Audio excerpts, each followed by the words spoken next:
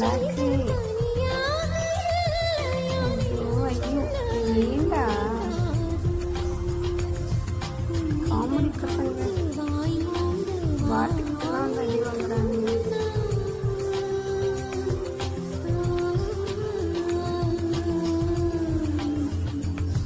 எங்க போயிட்டான்? ஏன்